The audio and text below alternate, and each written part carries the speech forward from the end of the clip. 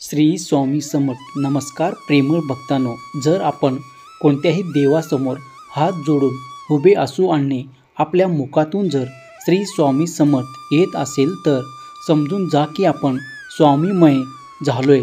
बाळा, स्वामी कुठल्याही रूपात येऊन तुला चमत्कार दाखवून जातील, तुला सर्व काही देऊन जातील म्हणून विश्वास ठेव.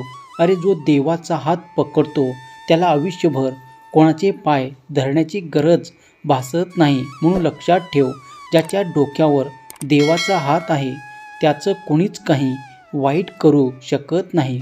जो उपकाराची जाण ठेवतो, जो देवाने केलेल्या प्रत्येक चमत्काराची जाण ठेवतो, ज्याला माहीत आहे की देव आपल्या सोबत आहे, तो शेवटपर्यंत कधीच हारत नाही. म्हणून तूही प्रत्येक डाव जिंकणार आहेस, प्रत्येक बाजूने प्रत्येक गोष्ट होणार आहे. फक्त विश्वास ठेव, तुझेही दिवस बदलणार आहेत. बाळा, स्वामी म्हणतात, कोणी तुझ्यासोबत नसेल तर घाबरू नकोस. उंच उडणारे गरुड खूप कमी असतात, त्यामुळे त्यातील तू एक आहे. तुला खूप उंच भरारी घ्यायची आहे, तुला खूप दूरपर्यंत जायचं आहे. म्हणून हा विचार करू नकोस की तुझ्यासोबत कोणी नाही. तुझ्यासोबत मी स्वतः आहे.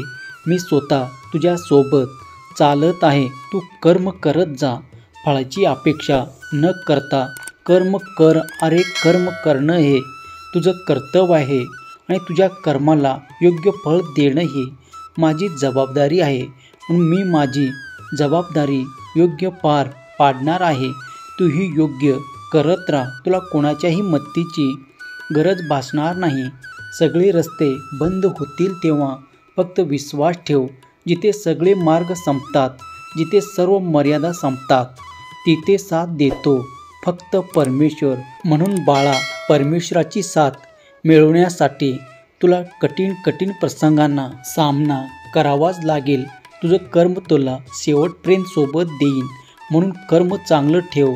सरळ मार्गाने आणि प्रामाणिकपणे काम करून देखील संकटे येत असतील आणि जेव्हा मदतीला कुणीच येत नाही तेव्हा कोणत्या तरी रूपात स्वामी तुम्हाला मदत करून जातील, हे देखील तुला कधीच समजणार देखील नाही. म्हणून बाळा, देवाची लीला परंपार आहे. कधी कधी आपल्या त्याची लीला समजत देखील नाही. आपण फक्त आपलं कार्य करत राहायचं. ज्याची लेकरे अज्ञानी असतात त्याला कधीच सुख मिळत नाही. म्हणून अज्ञानी राहू नकोस. फक्त शाळेत जाऊन ज्ञान मिळत नाही तर प्रत्यक्ष अनुभवातून ज्ञान मिळते. हात जोडून देवाकडे वंदन कर आणि देवाला खूप साऱ्या प्रार्थना कर. देव तुला नक्की ज्ञानी बनवतील. बाळा, वाईट वेळेत साथ सोडलेल्या लोकांकडे लक्ष देऊ नकोस, पण ज्यांनी तुझी वाईट वेळेत साथ देऊन चांगले वेळ आणून दिले त्याचे उपकार कधी विसरू नकोस. जोपर्यंत तू झोपत नाही तोपर्यंत स्वामीचे विचार नेहमी डोक्यात ठेव. झोपताना मन शांत होईल. जोपर्यंत स्वामी समर्थ तुझ्यासोबत आहेत तोपर्यंत तू कधीच हारणार नाही. ज्याचे कर्म चांगले आहे तो कधीच संपत नसतो. सत्कर्मी माणसाला जीवनात अडचणी येतात परंतु त्या सुटणाऱ्या असतात. या उलट दुसऱ्याला अडचणीत आणतो, त्याच्या अडचणी आयुष्यभर संपत नाही. म्हणून कोणासाठी कधीच खड्डा खांदू नकोस, कारण ज्याच्यासाठी तो खड्डा खणणार आहे तो तर पुढे निघून जाणार आहे, परंतु त्या खड्ड्यात तो स्वतः अडकणार आहे. म्हणून बाळा, जो दुसऱ्यासाठी खड्डा खणतो तो स्वतःच त्या खड्ड्यात पडत असतो. म्हणून लक्षात ठेव, कोणासाठीही रस्त्यात काटे पसरू नकोस. त्या काट्याने तुझेच पाय रक्तबंबाळ होणार आहेत. स्वामी म्हणतात, चांगल्या लोकाशी देव परीक्षा घेत असतो पण साथ कधी सोडत नाही. वाईट लोकांना देव खूप काही देतो परंतु साथ कधीच देत नाही. म्हणून तुला चांगलं माणूस बनायचं आहे. जरी तुझ्याकडे काही नसेल तर समजून जा, तुझ्याकडे देवाची साथ आहे आणि ज्याच्याकडे देवाची साथ आहे तो कधीच गरीब कधीच नाही. तो जगातील सर्वात श्रीमंत माणूस आहे. पेढा कसाही आणि कुठल्याही बाजूने खाल्ला तरी गोडच लागतो. त्याचप्रमाणे नामस्मरण ही असेही किंवा कुठेही केले तरी स्वामीपर्यंत पोचतातच. म्हणून बाळा, जागा आणि वेळ बघू नकोस. जेव्हा तुझ्या मनात येईल तेव्हा स्वामींना आठव. जेव्हा तुला वेळ मिळेल तेव्हा स्वामीची प्रार्थना कर. तुझं स्वामी नक्की ऐकणार आहे. तुम्हाला जर एखाद्या व्यक्तीचा खूप राग येत असेल, तिरस्कार वाटत असेल, तुला नेहमी आठवत असेल की ती व्यक्ती तुझ्याशी कसं वागेल, तर बाळांनो, ते सोडून दे. तुझ्याशी कोण वाईट वागेल, कोण कसं वागेल हे सोडून दे. आता तुझे चांगले दिवस येणार आहेत. सर्वाकडे चांगल्या दृष्टिकोनातून बघ. कधीच मनात राग द्वेष ठेवू नकोस. मन नेहमी निर्मळ ठेव, साफ ठेव. ज्याचं मन निर्मळ आहे त्याच्यासाठी प्रत्येक चूक माफ आहे. म्हणून बाळा, मनात काहीच ठेवू नकोस. सुखी आणि दुःखी आपल्या मनात लावलेली दोन झाडे आहेत. आपण ज्याला जास्त खतपाणी घालू ते जोरात वाढणार आहे. खरे सुख आणि समाधान स्वामीच्या नामस्मरणात आहे. नियमित स्वामीचं नाव घ्या आणि सुखी होऊन जा. बाळांनो, स्वामीचे नाम हे नेहमी मुखामध्ये राहू द्या. स्वामी जोपर्यंत आपल्यासोबत आहे तोपर्यंत आपल्याकडे सर्व काही आहे. म्हणून आपल्याकडे नाही याचं दुःख बाळगू नका. स्वामी आपल्यासोबत आहेत म्हणजे सर्व काही आपल्यासोबतच आहे. जोपर्यंत ते आपल्या साथ देत आहेत तोपर्यंत घाबरण्याची काहीच हरकत नाही.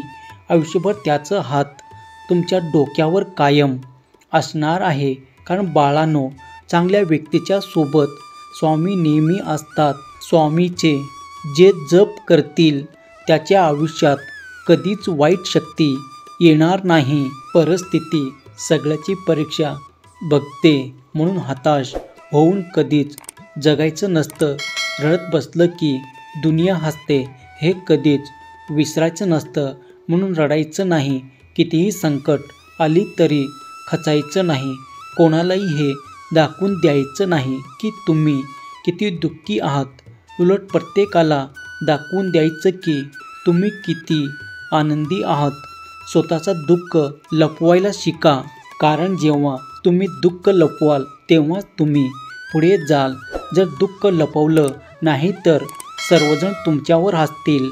म्हणून दुसऱ्याच्या हसण्याचं कारण बनू नका. टिंगल-टवाळीचं कारण बनू नका. तुम्हीही खूप भाग्यवान ठरणार आहात. कारण देवाची साथ तुम्हाला कायम असणार आहे. बाळांनो, लक्षात घ्या, परिस्थिती प्रत्येकाची बदलते. वेळ ही प्रत्येकाची येते. थोडासा वेळ लागेल परंतु निराशा हाती येणार नाही. नेहमी प्रयत्न करत राहा. प्रयत्नाने तुम्हाला सर्व काही मिळेल.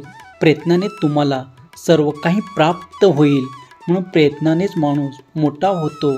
प्रयत्नानेच माणूस सक्सेसफुल होतो. म्हणून प्रयत्न करणे खूप गरजेचे आहे. जेवढे प्रयत्न कराल तेवढेच तुम्ही पुढे जाल.